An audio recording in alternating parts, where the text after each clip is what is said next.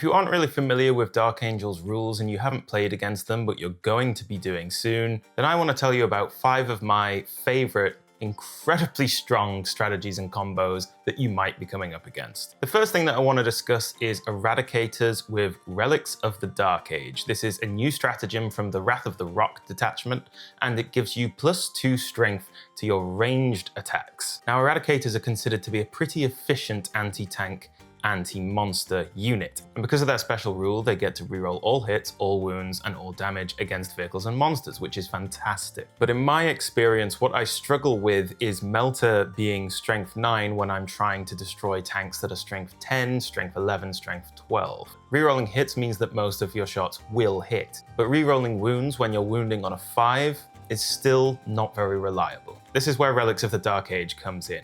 If you're telling me that I can have strength 11 Melter with reroll wound against vehicles, suddenly Eradicators are looking a lot more appealing and a lot more scary. The strat shouldn't be overlooked in general. Strength 6 Bolters, amazing.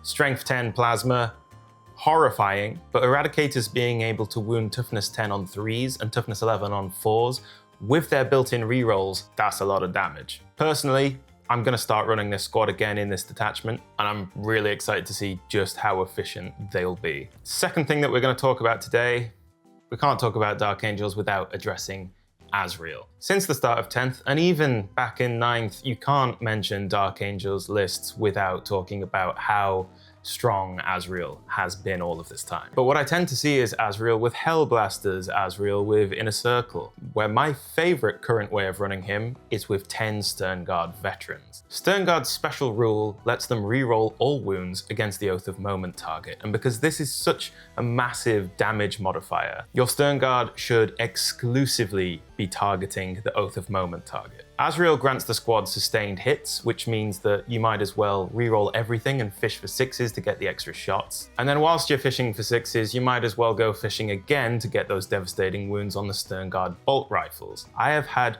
ridiculous success in the lists that I've run this in, because this combination is indiscriminate in its destruction of whatever you're shooting at. It doesn't really matter if you're putting this into light infantry, elite infantry, or even vehicles and monsters. The ability to brute force mortal wounds through on targets is absolutely insane, and that's before they have to make any saves on the wounds that weren't devastating. I played in a doubles tournament a couple of weeks ago, and I was rocking this combo whilst we were there. In one round of shooting, they wiped a squad of Beast Snagger boys. In one round of shooting, they took 8 wounds off the Nightbringer Catan. And in a different round of shooting, they took out 4 Chaos Terminators, leaving 1 left on 1 wound. On top of their firepower, Azrael's gun is ridiculous. He is just the bizarre combi plasma cherry on the disgusting Sternguard cake. For extra support, you can run them in Wrath of the Rock and also use Relics of the Dark Age here. This detachment also has an advance and shoot strat, as well as the strat that lets you pick a new oath target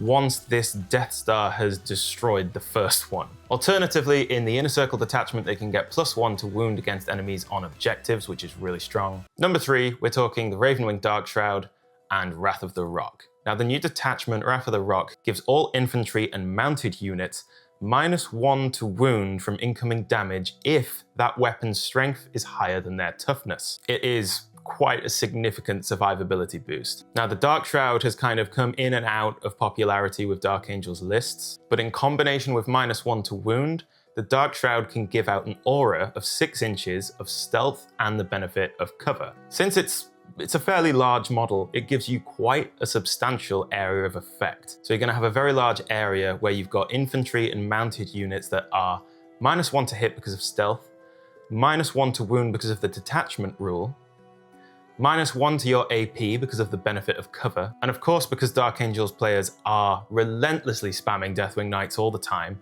they'll get -1 damage from whatever's coming through. All of this together might make for some of the most durable Space Marines in the entire game right now. So if you come up against this one and the Darkshroud exposes itself even just a little bit, nuke it and then focus on everything else afterwards. Combo 4 is the Lion and Leonine Aggression. Once again, we're looking at Wrath of the Rock. There's a new stratagem, Leonine Aggression. The amazing thing about this compared to Inescapable Wrath from the Lion's Blade detachment is that this specifies Adeptus Astartes. You aren't limited to infantry or walkers, which means that the Lion himself can get involved. So essentially, this strat lets you heroically intervene 3 inches, or 6 inches if you've got the Deathwing keyword. However, unlike heroic intervention, this strat doesn't have to be announced after the charge that you are countercharging.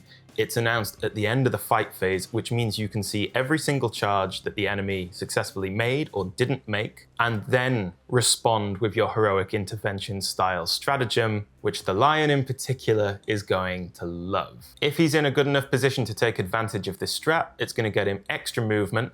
He's going to hit whatever he charges into like an absolute brick.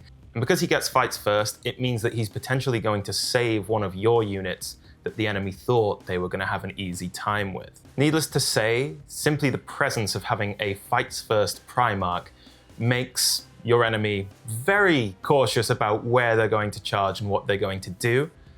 Having access to this strat really makes them have to think about what they're going to do and place their models really carefully in the charge phase. Because with Leonine Aggression, the Lion has such a good chance of hitting them hard that it might not even be worth them making the charge. So this is one of those stratagems where you don't even have to use it. Simply having access to it makes your opponent's game harder. The 5th combo that we're talking about today is Deathwing Knights, Ravenwing Knights, and the Lion's Blade detachment.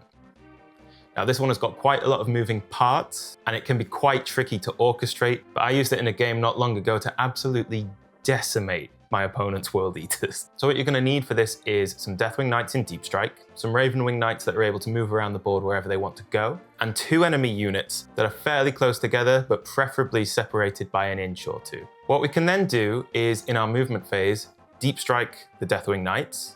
We'll move the Ravenwing bikes up close enough to shoot at one of the targets and do some good damage, and then subsequently charge the Ravenwing Knights into that first enemy unit. Now that the bikes are in engagement range of the first unit, the Deathwing are going to get +2 to their charge, which means we now have a 7-inch charge. With a reroll, that's pretty reliable. And when I did this, I had a Terminator Captain to give them the free reroll with the Knights. The goal here is for the bikes to kill the first unit by themselves. We can then activate the Deathwing Knights to pile into the second unit and wipe that up. Now the 2 reasons that we want to charge target 1 with both of our squads is that it gives the Deathwing Knights the +2 to charge, making it easier for them to get in. And secondly, it means that our opponent cannot interrupt combat and we fully dictate the flow of the fight phase. It's a really good delivery system for a slow-moving Deathwing Knight squad, and it's a really cheeky way of destroying more units than your enemy might be expecting in the fight phase. So those are my top 5 picks for very strong Dark Angels strategies, combos that you should be looking out for and trying to avoid where possible.